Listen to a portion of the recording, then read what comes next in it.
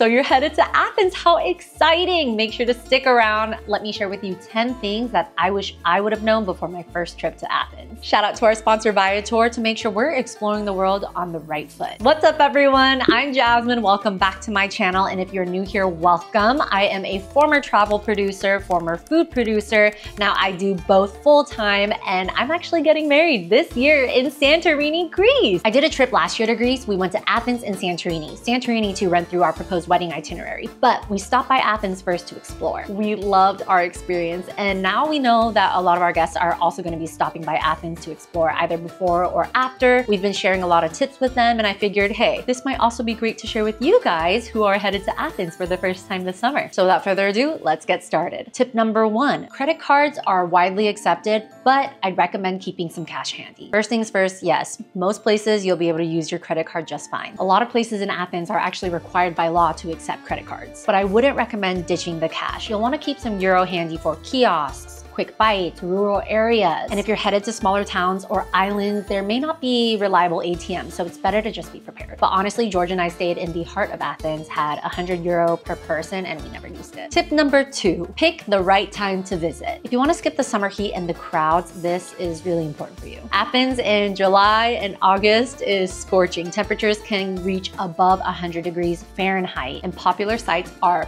packed. Like, you are not going to be getting the Instagram photos that you are wanting, not without the help of some editing at least. My recommendation is to visit just before or after peak season. Visit in the spring from April to May or early fall from September to October. The temperatures will be much nicer and there will be way less people. We visited last May and during the day it was pretty warm, but in the shadows, the alleyways at night, it was pretty windy, pretty cold. It was more of a layering situation, but no matter where you go or when you go, it is imperative that you check the weather before you pack your outfits. Tip number 3, stay in a central neighborhood and take a food tour. Choosing the right neighborhood can totally shape your trip. Stay in Plaka for charming cobblestone vibes and close proximity to the Acropolis. Monastiraki is fun, it's bustling, great for shopping, nightlife, and local food. And Syntagma is safe, it's central, and very convenient for public transportation. This is where George and I stayed last time we went to Athens. So here's my pro tip to take a food tour. I say kick off your trip with a local guided food tour. George and I do this no matter where we go. We always start with a local guided food tour, either day 1 or day 2. We always do day 1 if we know we're not going to be there long. We just want to know all the information from the local themselves. And we do day 2 if we have more time to explore. Day 1, we can get the exploration wanderlust energy out and then get all our questions answered from day 1 on day 2 during our local guided food tour. When we went on the local guided food tour that we booked on Viator, Viator was not sponsoring. We went on our own accord, our own money, and it was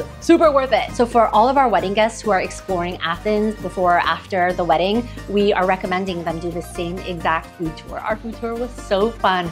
Our tour guide, Katerina, was amazing. She's a born and bred Athenian. So from her very beginning of her family roots, Athenian, all Athenian. The food that she picked out was so good. We are always trying to eat as many things as possible while also exploring the city. So the food tour option is really good because you get to walk around and the local guide will point out certain areas and they're like, this is where I go actually to my yoga class. And you're like, wow, an inside look at a local's life. And it's also really fun whenever we're passing by and the locals always saying hi to the business owners. You don't get that when you are doing a self-led tour. There was one stop during the tour where we got the perk of sitting in this private room in this tavern. It was one of the oldest coffee shops in Athens turned into a taberna. And so we got to sit in this private room with this beautiful view of the sunset and Acropolis. It was amazing. And then after, we finished at this really viral, trendy, popular Greek donut spot in Athens. And because we were part of the food tour, we got to skip the entire line.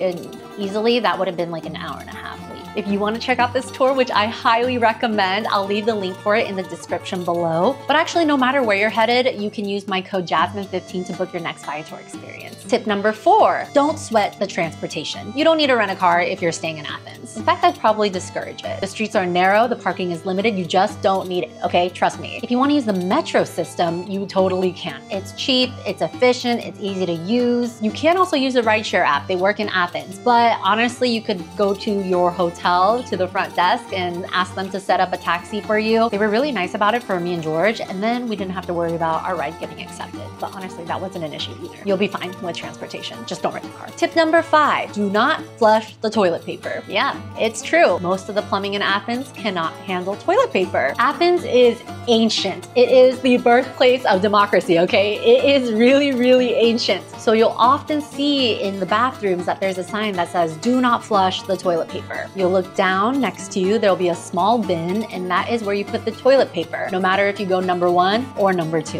When I posted this on Instagram and TikTok, it blew up and there were a lot of comments and questions regarding the hygiene. Actually, we never experienced the bin being really disgusting. In fact, the bin was always so small that I think it required the staff to constantly go in and replace it. Oftentimes when I was tossing my toilet paper into the bin, it was actually empty. So we never had an issue with it. It was really never gross. I do also want to know, if you're staying in a more modern hotel, they might have plumbing that can support flushing toilet paper. Tip number 6, buy your attraction tickets in advance. I mentioned this in my New York tips video, but just do it. If you're planning to visit the Acropolis or any other iconic site, just book the tickets in advance. So there's often 2 separate lines when you head to these sites. 1 for pre-purchased tickets and 2 trying to purchase your ticket at that time. You know which line is always longer and not moving at all? When you're in line to buy a ticket at that time. It will save you the hassle once you're there. It'll get you to the experience a lot quicker, and that means you'll have time to do something else during your day. You can also find combined archaeological tickets that cover multiple sites, so I'd recommend checking that out if you're interested. Tip number 7, be aware of Greek holidays. Greece has several public holidays where businesses shut down or operate on limited hours. The big ones include Orthodox Easter. The dates vary every year, so make sure to keep an eye out for that. Georgia and I actually did visit last year during Orthodox Easter. It was very festive, but I will say there were some restaurants and shops that we weren't able to visit because they were closed in observance for Orthodox Easter. There's also Assumption Day on August 15th, and March 25th and October 28th are also national holidays for Greece. If you're heading to Athens or Greece in general during those dates, I'd recommend doing some extra research. Just check ahead so you don't miss out on the major attractions that you wanted to visit during your time in Athens. Tip number 8, watch out for pickpockets. Athens is generally a safe city with very little to be concerned about, but in crowded areas like the metro, Monastiraki, or tourist hotspots, it's just best to keep an eye on your things. I personally love using a crossbody bag or anything with a zipper with my belongings close to me. Tip number 9, learn a few Greek phrases. Actually though, most Athenians do speak English. Our local guide shared with us that learning English happens in Athens from a very young age. In touristy areas especially, you will hear a lot of English, but I always say knowing a few Greek phrases goes a long way, and it shows that you are trying and being respectful of their culture. It's also really nice when you use some phrases and the locals perk up. Some words I used a lot: kalimera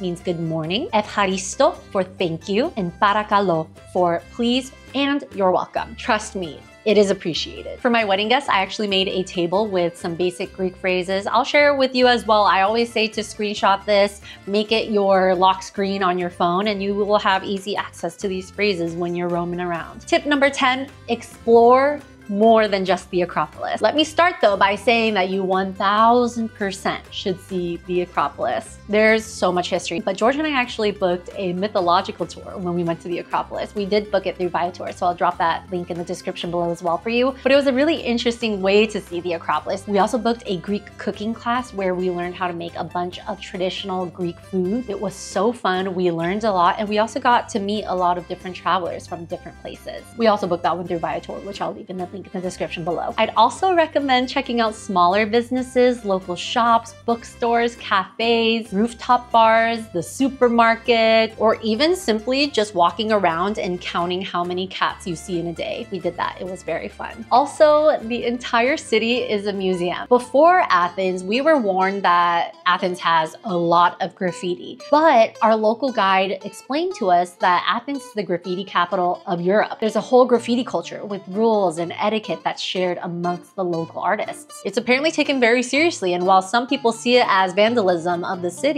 in Athens, a lot of people will stop and admire each piece of art. When I was given a lot more context, I felt like it was a lot more beautiful. All right, guys, I hope those tips were helpful. I hope you had the most amazing time in Athens. Don't forget, no matter where you're headed, you can use my code Jasmine15 to book your next Viator experience. If you're curious about any of the experiences I mentioned in this video, I'll link them in the description below. There's over 300,000 travelers travel experiences to choose from on Viator so everyone can be happy. Read through the millions of real traveler reviews so you can book with confidence, and there's free cancellation up to 24 hours before your experience so you can keep things flexible during your travels. If you found this video helpful, make sure to give this video a like, hit that subscribe button, and don't forget to click that notification bell so you don't miss any uploads. And if you made it this far, drop a comment below with your favorite Greek dish. Or if you have any other questions, ask away. But other than that, happy travels, have so much fun, and don't forget to save room for souvlaki and loukoumades.